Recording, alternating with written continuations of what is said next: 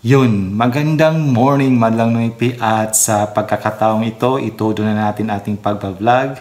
First experiment natin to na i-mix o ihalo natin ang Sting at Cobra. So alam na natin kung anong mga inumin na to, mga energy drinks to. So let's go! Madlang noipi sa mahihilig uminom nito.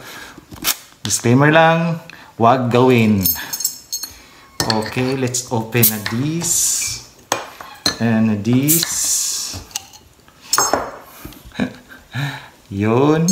At kailangan natin malaking baso. So, primary colors man lang natin kung ano ang mangyayari. Mixtures between sa pula at sa yellow. So, nanging babaw ang pula. Madlang natin. Busin na natin. Yun. Saka, konting mix lang. So, patanggalan natin ng konti kung ano ang mangyayari. Hindi lang, titikman lang natin ng konting-konti kasi matutulog pa tayo. Madaling araw na ngayon, nakagising lang tayo. Baka hindi tayo makatulog nito. Baka ma-high balls tayo. Yun. Well mixed naman doon na ito. Siyempre, yung Cobra, mabango, tsaka yung Sting, mabango din.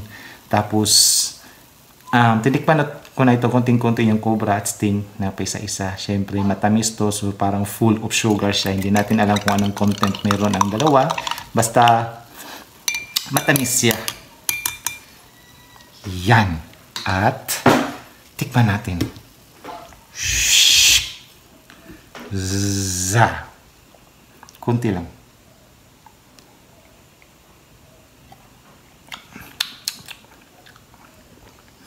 So, yung ano ng Cobra, yung Cobra kasi minsan, bagong toothbrush kasi tayo medyo mapait-pait. So, nanging babaw yung baho ng Cobra, yung amoy ng Cobra.